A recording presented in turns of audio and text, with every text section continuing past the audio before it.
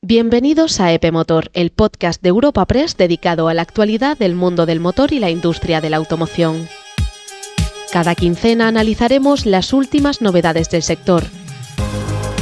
Lanzamientos, innovación tecnológica, electrificación, normativa, mercados y las tendencias que están marcando el futuro de la movilidad. Además, entrevistaremos a las voces más relevantes de la industria para entender qué decisiones se están tomando y cómo impactarán en el mercado. Y bienvenidos a un episodio más de EP Motor. Soy Manuel La Huerta y en este espacio repasaremos la actualidad del sector, desde los entresijos de la industria hasta el motor de la competición. Y así empezamos con un repaso de las claves que nos dejó el intenso Gran Premio de Canadá en el circuito Gilles Villeneuve, una cita marcada por la inestabilidad meteorológica previa, las decisiones estratégicas y la consolidación de un firme aspirante al título. El piloto italiano Kimi Antonelli ha dado un golpe de autoridad sobre el campeonato al conseguir su cuarta victoria consecutiva de la temporada, y es que la carrera estuvo condicionada desde el inicio, requiriendo hasta 3 vueltas de formación debido a que el monoplaza de David Lindblad quedó detenido en la parrilla. Una vez iniciada la prueba, la escudería Mercedes mostró una clara superioridad, permitiendo además el libre rodaje y la disputa entre sus pilotos. Y es que Antonelli y George Russell mantuvieron un intenso duelo en la pista que se prolongó durante las primeras vueltas, llegando los monoplazas al límite hasta que, superado el ecuador de la carrera, un problema mecánico obligó a Russell a abandonar. A partir de este momento, Antonelli gestionó su ventaja sin oposición. El podio lo completó Lewis Hamilton con su Ferrari tras una disputada batalla por la segunda posición y Max Verstappen, que firmó su primer podio del año con Red Bull. Con este resultado, el piloto italiano afianza su liderato, distanciándose a 43 puntos de Russell y a 58 de Leclerc. Y es que la gestión de los neumáticos en este evento fue el factor determinante de la jornada. La lluvia presente minutos antes de la salida indujo a varios equipos a optar por neumáticos intermedios. Sin embargo, la rápida transición hacia una pista seca penalizó gravemente esta selección, comprometiendo la carrera de los McLaren y del español Carlos Sainz. Y es que pese a salir desde la 15ª posición y sufrir un pinchazo en los primeros compases, el piloto de Williams completó una notable segunda mitad de carrera, registrando tiempos competitivos y remontando hasta la 9ª posición. El propio Sainz asumió la responsabilidad de la estrategia en las declaraciones posteriores a los medios. Pero la cruz de la jornada para los pilotos españoles la protagonizó Fernando Alonso, que a pesar de realizar una excelente salida en la que avanzó 7 posiciones, el Aston Martin volvió a evidenciar una notable falta de ritmo y potencia en su unidad de potencia. Y es que la carrera del asturiano concluyó antes de tiempo debido a un problema en el anclaje de su asiento, que le provocaba una severa incomodidad. No obstante, el bicampeonato mundial confía en las características singulares de la próxima cita en el Principado, ya que según ha comentado, Mónaco es un circuito urbano y muy lento, donde las deficiencias del motor son menos determinantes. Esperemos tener allí una oportunidad. Y así concluyó el Gran Premio de Canadá, que reafirma la hegemonía de Antonelli y deja importantes deberes para el resto de escuderías. Y locura en Montmeló. Si pensaban que el Mundial de Motociclismo no podía darnos más drama, lo vivido en el circuito de Barcelona nos ha dejado a todos con el corazón en un puño. Y es que el pasado 24 de mayo de 2026 la pista catalana fue el escenario de una jornada de infarto, marcada por el caos, las banderas rojas y por la desgracia. Y es que el titular de este Gran Premio, sin lugar a dudas, ha sido el tremendo accidente de Alex Márquez, que todo ocurrió en la vuelta 12ª, cuando el de Cervera venía remontando con un ritmo espectacular, cuando la KTM de Pedracosta sufrió un repentino fallo electrónico, que en plena trazada le produjo una pérdida de velocidad de golpe. Alex, que rodaba justo detrás, intentó esquivarlo, pero le tocó de refilón y perdió el control por completo. Tras una maniobra salvaje para evitar el muro, Alex acabó en el suelo, mientras su Ducati volaba por los aires desintegrándose. El impacto obligó a sacar la primera bandera roja del día. De este modo, el piloto fue trasladado rápidamente al hospital. El resultado, una fractura marginal en la vértebra C7 y una fractura en la clavícula derecha. De este modo también fue operado con éxito esa misma noche en el Hospital General de Cataluña, donde le colocaron una placa y ya ha recibido el alta médica. Pero la peor noticia es que el equipo de Gresini Racing ya ha confirmado que Alex se perderá los grandes premios de Italia y Hungría. Y es que esta competición fue un auténtico rompecabezas, que necesitó de hasta 3 salidas. Tras el paro por el accidente de Márquez, un segundo choque múltiple que afectó seriamente a Jonas Zarco provocó la segunda bandera roja. Cuando finalmente se pudo correr de forma continuada, la pista dictó su propia sentencia. Victoria para el italiano Fabio Di Giannantonio, que firmó una carrera soberbia y se llevó el triunfo, el primero para él desde Qatar de 2023. Curiosamente, en el primer accidente, una de las ruedas de la moto de Alex le había golpeado la mano, pero aguantó como un campeón. Por otro lado, Joan Mir cruzó la meta en una espectacular segunda posición, pero recibió una durísima sanción de 16 segundos por incumplir la normativa de presión de los neumáticos, cayendo al puesto número 13. Y algo parecido le ocurrió a Iagura, sancionado tras tirar a Pedro Acosta en la última curva. De este modo, y con el río revuelto, el segundo cajón fue para Fermín Aldeguer y el tercero para Francesco Bagnaia. Pero bueno, no todo es malo, ya que el futuro del motociclismo español es brillante. Y en Moto 2, Manu González se impuso en un final ajustado a Celestino Vietti. Con esta segunda victoria de la temporada, el madrileño se consolida en lo más alto del mundial, con Izan Guevara guardándole las espaldas en la clasificación general. Y lo de Moto 3 es directamente histórico, ya que Máximo Killen logró una victoria antológica, saliendo desde la séptima posición y asaltando el liderato en la última vuelta. Y en la categoría Rally, giro de guión inesperado y un jarro de agua fría para el automovilismo español, y es que Cristina Gutiérrez, la flamante campeona del Dakar 2024 en la categoría Challenger, se ha quedado sin asiento de forma provisional para la próxima edición del rally más duro del mundo. Su equipo Dacia ha decidido reducir su alineación a 3 coches para el campeonato mundial, una reestructuración que deja a la piloto burgalesa fuera de la gran cita de Arabia Saudí. Declaraciones a los medios, Gutiérrez ha admitido abiertamente que la decisión le duele, sobre todo al ver que sus compañeros suman kilómetros mientras ella se enfrenta a un parón forzoso. Sin embargo, la piloto ha tirado de la resiliencia que le caracteriza, asegurando que el mundo del motor es pura incertidumbre y que aunque venía de 2 años muy tranquilos, ahora toca afrontar una etapa un poco más revoltosa. Y la siguiente noticia cambia un poco de tercio y va dirigida más que nada a nuestros oyentes madrileños o a todo aquel que tenga pensado visitar la capital durante la visita del Papa.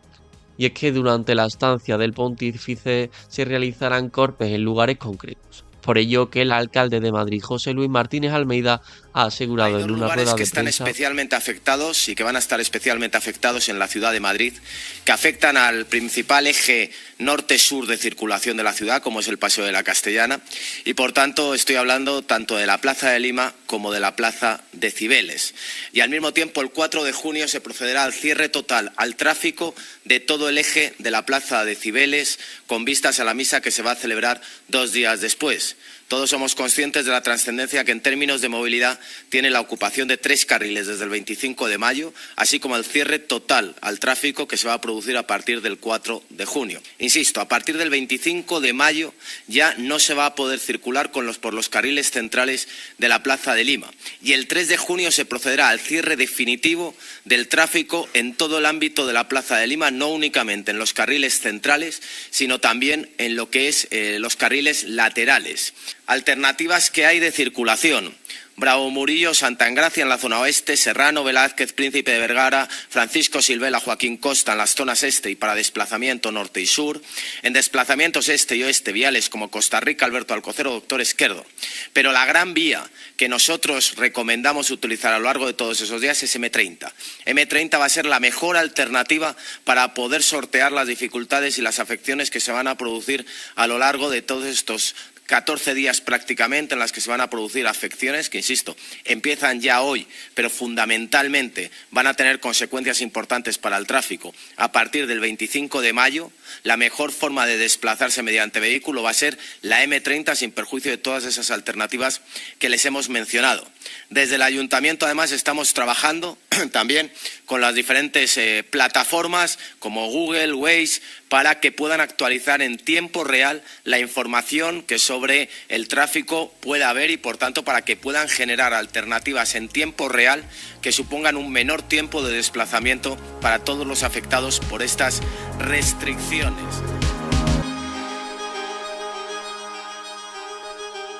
Y dejando de lado esta noticia de tráfico, abrimos la sección de industria y mercado. Y respecto a la noticia que les contábamos en el episodio anterior sobre las negociaciones de Renault, vuelve a ser noticia, ya que la tensión en las plantas de Renault en España ha alcanzado el punto de ebullición, obligando al Ministerio de Industria a tomar cartas en el asunto. Es por ello que el ministro Jordi Hereu ha convocado de urgencia a la dirección de la multinacional y a los sindicatos para el próximo martes 26 de mayo, en un intento por desbloquear la negociación del convenio colectivo. Un movimiento que evidencia que el conflicto ya no es solo laboral, sino una crisis industrial de primer orden. Y es que la mecha se encendió cuando la dirección de la marca del rombo decidió suspender la adjudicación de nuevos modelos para las factorías españolas y rebajar su propuesta de convenio para los próximos 3 años. La respuesta de la plantilla no se ha hecho esperar, con paros de 1 hora en Valladolid, Palencia, la Refactory de Sevilla y las oficinas de Madrid. Unos 5.000 trabajadores exigen volver a la mesa con una oferta que satisfaga sus demandas.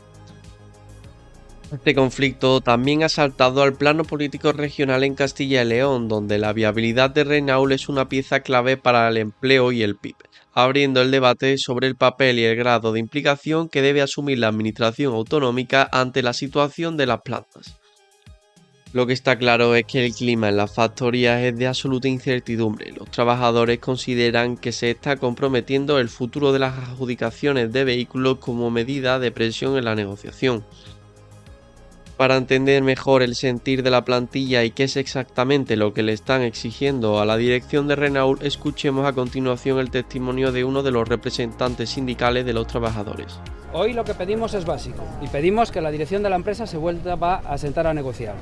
El otro día, en la última reunión que hemos tenido, realizó una última propuesta de mínimos y se levantó de la mesa. Desde el conjunto de los trabajadores de Renault estamos exigiendo a la dirección de la empresa que vuelva a la mesa de negociación, que vuelva a escucharnos, que vuelva con una oferta que satisfaga a los trabajadores de Renault. Empresa, si el martes no nos has convocado para seguir en la mesa de negociación, desde esta comisión negociadora, y es unánime por todas las organizaciones que pertenecemos a la misma, comenzaremos los trámites para convocar una huelga indefinida.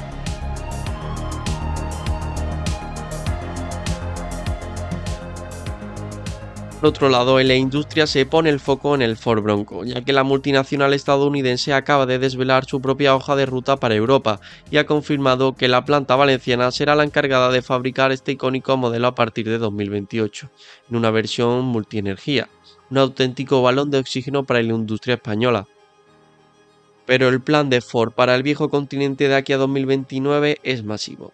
En total lanzarán 5 nuevos turismos, donde además del Bronco veremos un eléctrico pequeño, un suburbano y 2 crossovers. Y 2 nuevas apuestas muy potentes en el sector comercial a través de Ford Pro.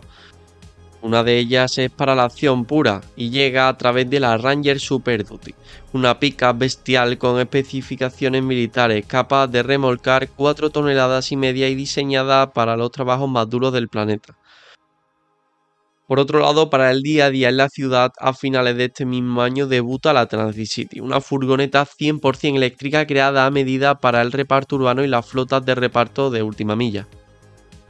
Y ojo, porque el negocio ya no es solo vender coches, sino mantenerlos rodando. Ford va a transformar sus concesionarios en centros de control digital, gracias a un nuevo software que monitoriza a los vehículos de la empresa de forma proactiva, detectando las averías antes de que el conductor pise el taller. De este modo prometen que esto recortará los tiempos de reparación a la mitad. En un resumen general, tecnología conectada, furgonetas eléctricas de última generación y un Bronco con alto acento valenciano para liderar el regreso con fuerza de Ford al mercado europeo.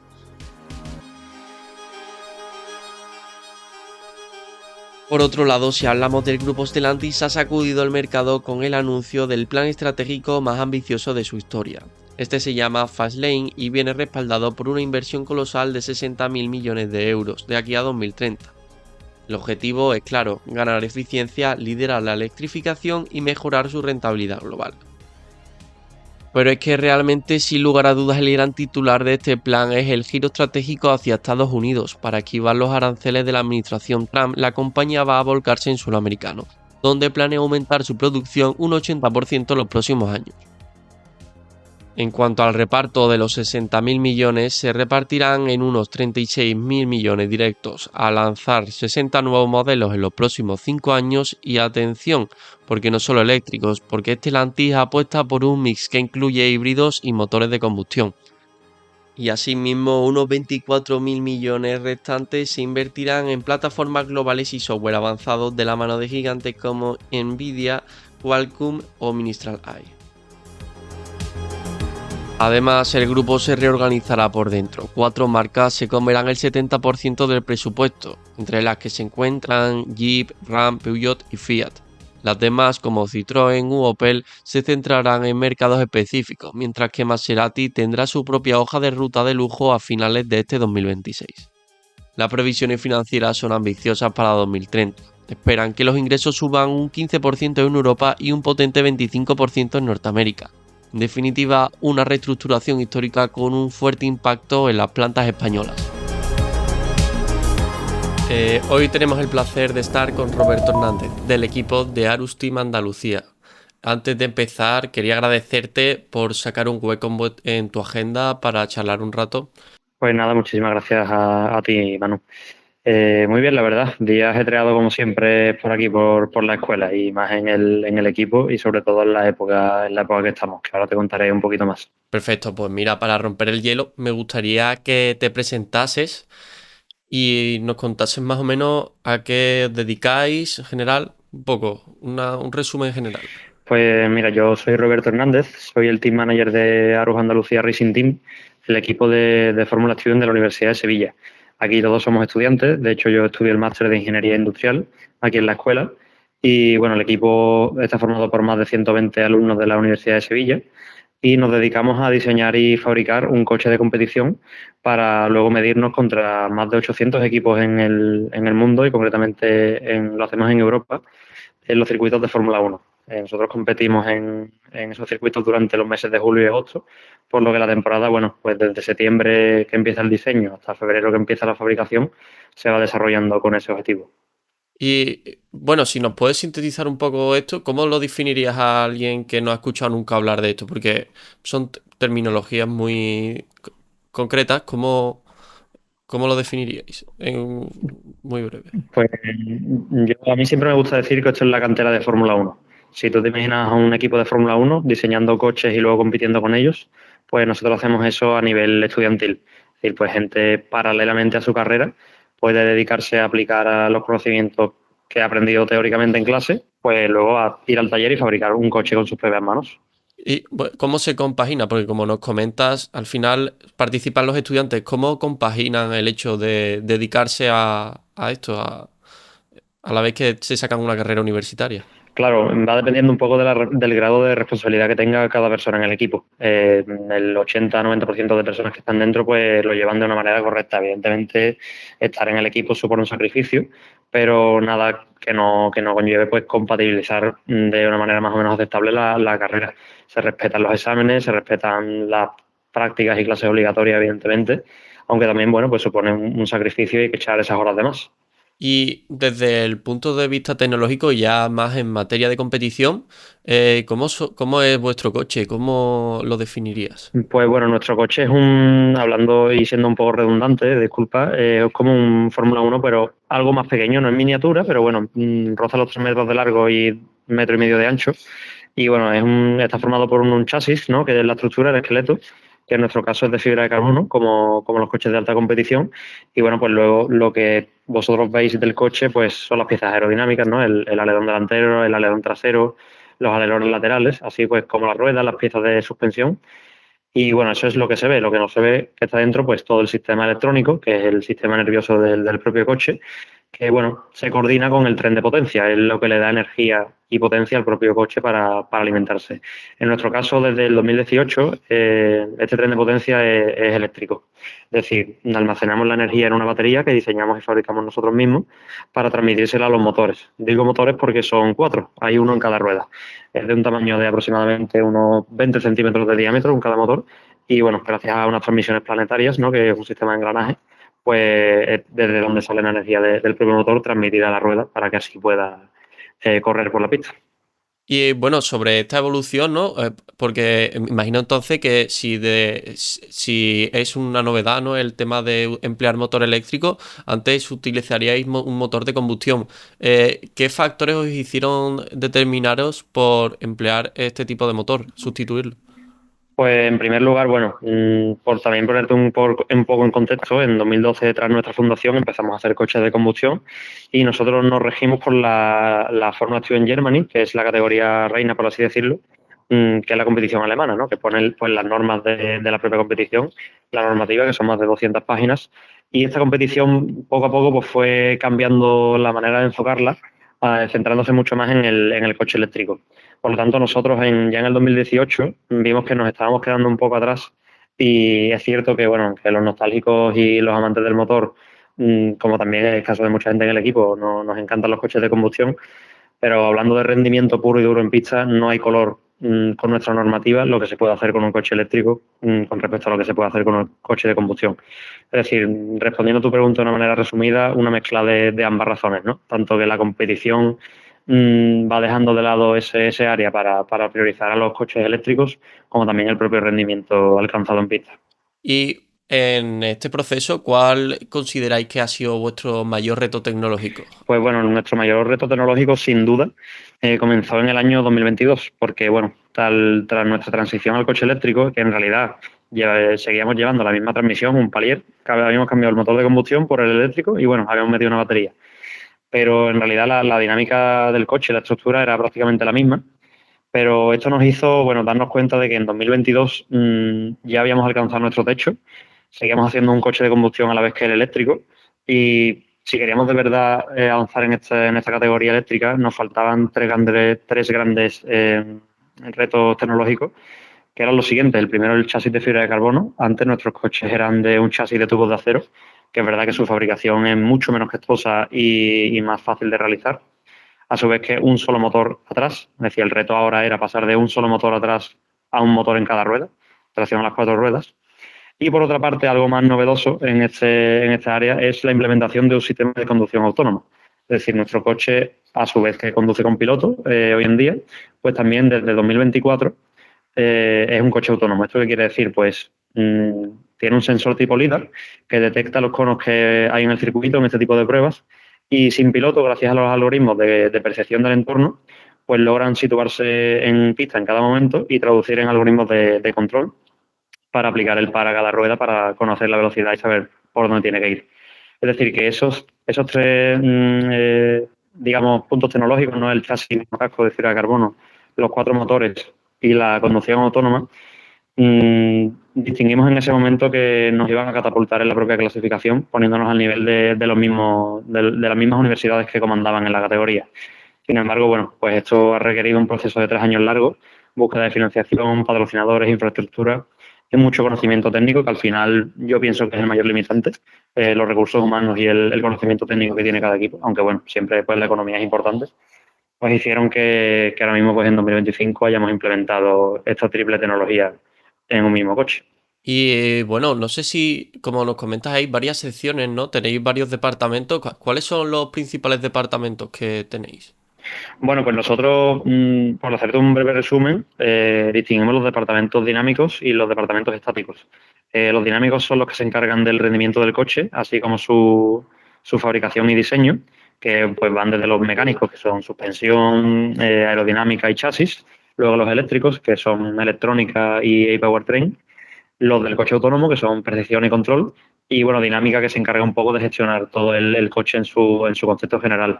Y luego los otros departamentos estáticos que te comentaba es porque se encargan de realizar las pruebas estáticas de la competición. Uno de ellos es el departamento de business, que bueno, la competición también nos obliga a hacer un plan de negocio basado en el coche y a presentarlo ante jueces que actúan como potenciales inversores. Por lo tanto, tenemos un departamento dedicado particularmente a ello. Y junto a él, también, pues aparte del departamento de marketing, ¿no? Que lleva siempre nuestras redes sociales, comunicación, notas de prensa, etcétera, también tenemos el departamento de Cost and Manufacturing, que también pues realiza otra de estas pruebas estáticas, que esta consiste en una justificación de todos los procesos de fabricación del coche en cuantía económica, en cuantía temporal. Y bueno, desde el año pasado también, por criterios de sostenibilidad, también nos obligan a hacer un análisis de ciclo de vida controlando las emisiones de nuestro propio coche, no solo el del coche, sino de su proceso de fabricación. Y bueno, tengo entendido que también estáis explorando el tema del hidrógeno para el futuro. ¿En qué punto se encuentra este proyecto? ¿Qué otros proyectos a futuro tenéis? Correcto, ahora mismo estamos en la fase beta, aunque en realidad no es tan beta, del proyecto con el hidrógeno, porque a la vez que la competición pues, vira desde el combustión al eléctrico, hay otras competiciones, bueno, dentro de la Fórmula Student, no solo está Alemania, sino que también pues Fórmula Student en Austria, Spain, aquí en España, Italia, etcétera, es decir, muchos países con competición. Hay algunas de ellas, como por ejemplo Austria, que ya miran en torno al hidrógeno, lo hacen desde hace un par de años.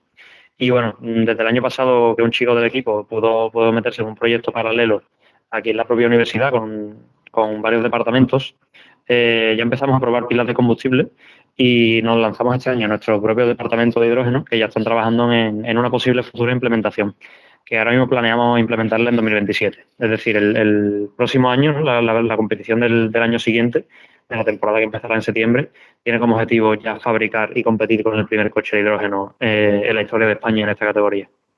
Y no estoy muy seguro, pero ¿se nota mucho el desnivel de entre universidades por nivel tecnológico? Prefiero, si hay mucho desnivel de nivel de inversión en general. Sí, por supuesto que se nota. Evidentemente, bueno, aquí es verdad que ya con la dimensión que ha cogido el equipo no nos podemos quejar, pero luego cuando viajas a Europa y ves pues universidades como Delft, Karlsruhe, Múnich, así universidades por el estilo, ves la cantidad de inversión en infraestructura que se hace y en desarrollo de tecnología propia. Es decir, ellos allí tienen un modelo de transferencia del conocimiento que desde la propia universidad se potencia que esos chavales que están investigando en proyectos como este, ¿no? No solo como este, sino también otros muchos tipos que investigan y desarrollan tecnología, esa acaba luego en la industria y por lo tanto esa industria vuelve a reinvertir ese dinero en proyectos como este sabiendo que le van a retribuir muchas prestaciones. Por lo tanto, sí, respondiendo a la pregunta, claramente se ve mucha diferencia, tanto en economía como en recursos tecnológicos a nivel de infraestructura y propio conocimiento técnico de cada universidad. Aunque ya digo que aquí en Sevilla no nos podemos quejar ni de la Universidad de Sevilla, por supuesto, de la Escuela Técnica Superior de Ingeniería, como luego de las inversiones que estamos recibiendo gracias a todo el trabajo que llevamos haciendo muchos años. Bueno, y esto que nos comentas, es verdad que es un aspecto que puede llegar a ser un poco negativo para algunos, pero bueno, cambiando ahora a uno más positivo, incluso emocional, ¿no? Cuando llegáis a circuitos míticos como el del Ángel Nieto o el de Barcelona o incluso ya otros más internacionales, ¿no? Como nos has comentado, en otros países, ¿cómo gestionáis esa presión o qué sentís? Hombre, pues el sentimiento yo creo que es de orgullo y de privilegio. De privilegio porque nunca un niño amante de la Fórmula 1, como puede ser mi caso el de la mitad del equipo, se imagina durmiendo en los boxes del circuito de Jerez, por ejemplo, en los meses de junio y julio, que es donde entrenamos previo a las competiciones. O luego en el propio circuito de Montmeló, en el Red Bull Ring, en el Hockenheim Ring, el mítico de Alemania. Y es privilegio porque nadie se imagina poder estar allí. Y como comentas tú, ¿no? El tema de la presión es otro punto, porque además de que es un orgullo, también es una cierta incertidumbre y tenemos que estar muy preparados. Sin embargo, bueno, eso es algo que el equipo, gracias a la experiencia y gracias a todo el bagaje de los eméritos, ¿no? De las personas que ya han pasado por aquí, nos han enseñado cómo hacerlo. Todo el año lo pasamos preparando esas propias competiciones, tenemos los tiempos muy marcados, cuándo hay que pasar las inspecciones técnicas, cuándo tiene que estar el coche en pista, qué es lo que se puede hacer, qué es lo que no se puede hacer. Vamos con una mentalidad ganadora desde el principio, salgan o no salgan los resultados, eso no, al final no es lo más importante, pero está claro que esa responsabilidad y esa presión hay que manejarla. Es complicado, siempre uno está nervioso, pero ya una vez te has pegado todo el año trabajando de sol a sol, todos y cada uno de los días, que es lo que realmente hacemos aquí, pues sale más fácil de la cuenta. Está muy preparado. Y bueno, cuando vais a este tipo de eventos, competiciones y tal, ¿cómo os preparáis? Porque está claro que a diario tendréis ciertas rutinas y demás, pero concretamente si os tenéis que preparar algún tipo de competición especial o no, al revés, sino que siempre es lo mismo. Sí, pues concretamente las competiciones siempre siguen el mismo formato. En primer lugar, bueno, están estas inspecciones técnicas que te he comentado, que tal y como suena el nombre, pues parecería algo trivial o fácil de pasar, pero al contrario, es la prueba más dura de la propia competición, el que tu coche esté acorde a una normativa de más de 200 páginas en términos eléctricos, estructurales, mecánicos, etcétera. También de seguridad por el piloto, evidentemente, y por el entorno.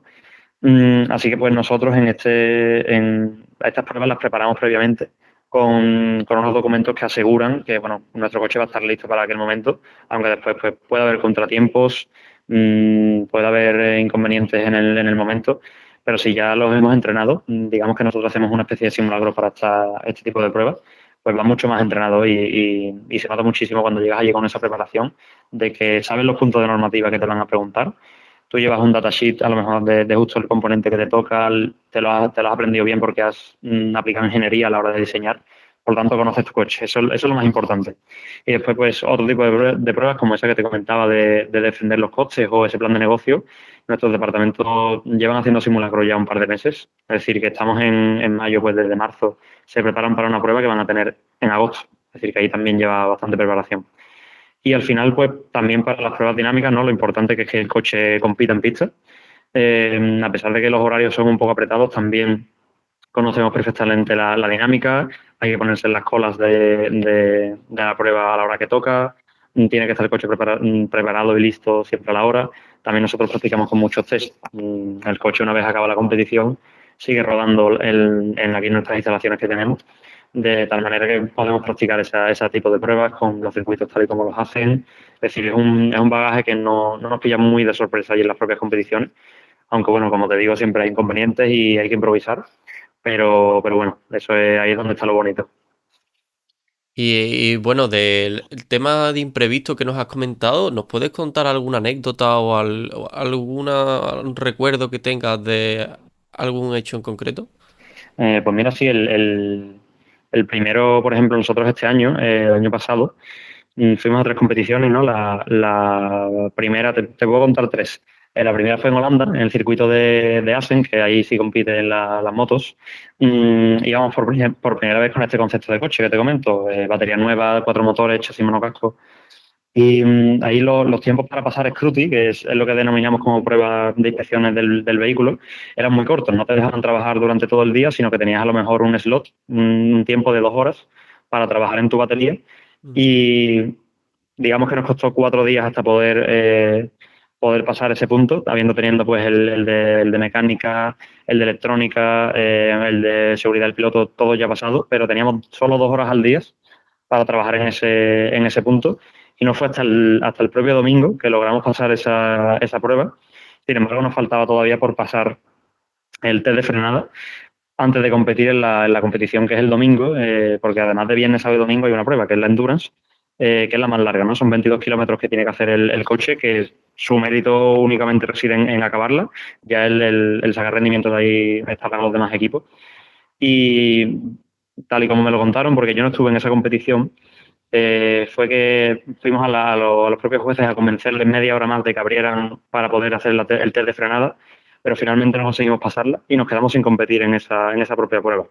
Es decir, hay competiciones que te puede llegar a pasar esto, trabajar todo un año para al final no competir porque no has pasado esas inspecciones técnicas, pero bueno, sin embargo luego pasamos a Barcelona, que era la segunda, y ya sí que pasamos todas las inspecciones en más o menos un tiempo normal, que son 3 o 4 días.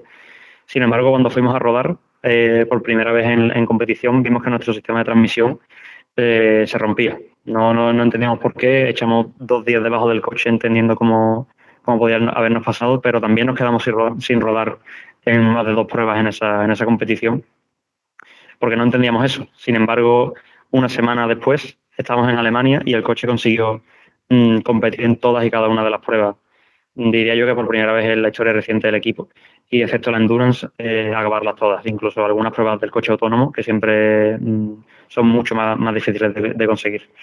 Es decir, que esto que cuento no es todo tan fácil como llegar y pegar con algo que sí que has diseñado con ingeniería, te has preparado, pero si es un imprevisto, tienes que estar dispuesto a trabajar, tienes que estar dispuesto al error, y eso es lo que te va a hacer seguir con hambre y seguir preparado para la siguiente prueba que tengas oportunidad, pues llevarla a cabo con éxito. Bueno, claro, y detrás de todo esto hay mucho número de personas, ¿no? Al final, ¿cómo gestionáis el talento de cada una? ¿Cómo llegáis a sacarle partido? Al final son grupos muy grandes y diversos. Sí, efectivamente, tal y como comenta, somos muchas personas aquí. Si algo destacaría del propio equipo es la organización que tenemos. Nosotros nos dividimos, bueno, en cada departamento tiene su jefe de departamento. Por ejemplo, pues el departamento de suspensión, que tiene 8 o 9 miembros, están dirigidos por un team leader, que a su vez pues responde ante un director técnico mecánico. Este director técnico mecánico pues también tiene que supervisar, aparte del área de suspensión, el área de chasis y el área de aerodinámica. Y a su vez, pues bueno, se coordina con el director técnico eléctrico, que supervisa la parte eléctrica del coche, con el director técnico autónomo, el teórico, que se encarga del diseño, y a su vez, pues bueno, con la parte organizativa de la directiva, ¿no? De la directiva, que soy yo en este caso como team manager, la directora de organización y también pues el área de tesorería.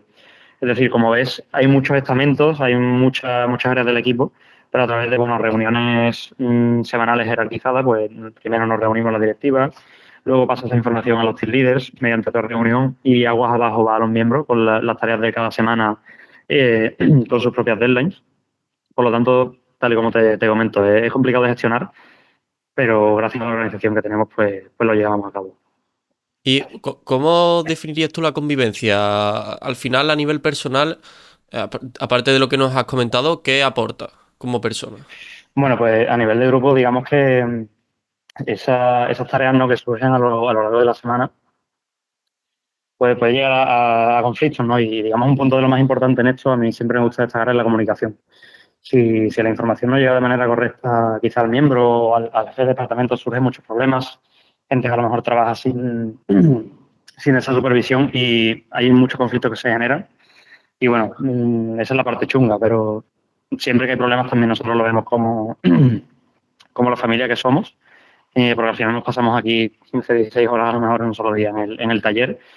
Y más que pues, divididos por departamentos o por estamentos, que puede sonar muy empresarial y con poco sentimiento, muy, muy rígido todo, al final cuando nos juntamos en el taller a trabajar, somos todos iguales, todos trabajamos de la misma forma, nos podemos apoyar unos en otros, cuando a lo mejor uno tiene exámenes, otro lo cubre, semanas que trabajan uno más que otro. Y luego, pues, cuando ves ese coche correr y ves que no es solo trabajo tuyo, sino que sin la ayuda de todos los demás no hubiera salido, entiendes un poco ese trabajo en equipo, que el primer año siempre cuesta, pero ya cuando llevas más tiempo, pues te acostumbras, digamos. Bueno, y para cerrar, ¿qué mensaje le darías a un estudiante que se está planteando, ¿no? Está dudando si entrar en el proyecto, porque desde fuera la verdad es que se ve un proyecto muy exigente. Sí, totalmente. Es un proyecto bastante exigente, pero bueno, en mi caso, por ejemplo, por ponerlo así de referencia,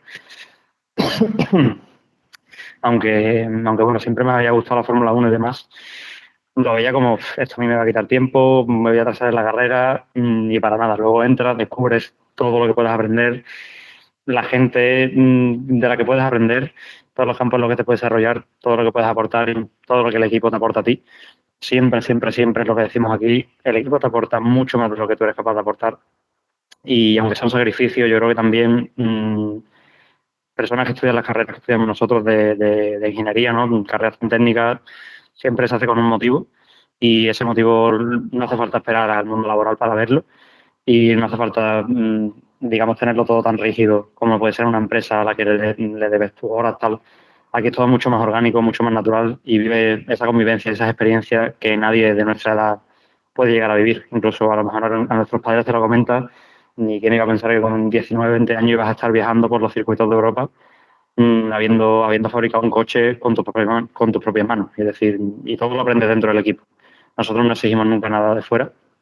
Todo es algo que llevamos pasado desde dentro desde hace muchos años, ese conocimiento que se va transfiriendo.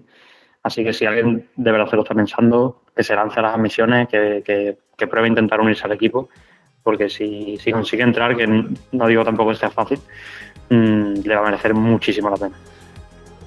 Pues muchísimas gracias por vuestro tiempo y por transmitir esta pasión por la ingeniería y el motor, y os deseamos la mejor suerte para las próximas competiciones. Muchísimas gracias, Manuel.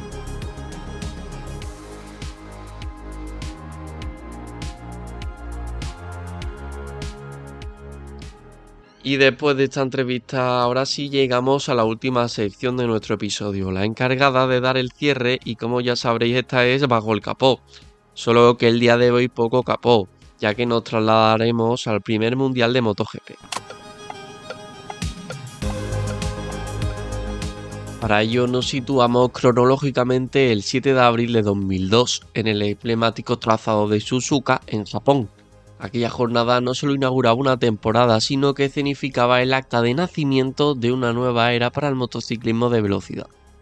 La categoría reina abandonaba así la denominación de 500 centímetros cúbicos para adoptar el nombre que hoy conocemos como MotoGP. Este cambio de nomenclatura respondía a una revolución técnica sin precedentes. Las mecánicas de 2 tiempos vigentes durante décadas se vieron obligadas a modificarse contra la nueva reglamentación de 4 tiempos y hasta 990 centímetros cúbicos. Un choque de tecnología que iba a medirse bajo unas condiciones climatográficas despiadadas, un diluvio persistente que sobre el papel otorgaba cierta ventaja competitiva a las ligeras y ágiles monturas de vieja escuela.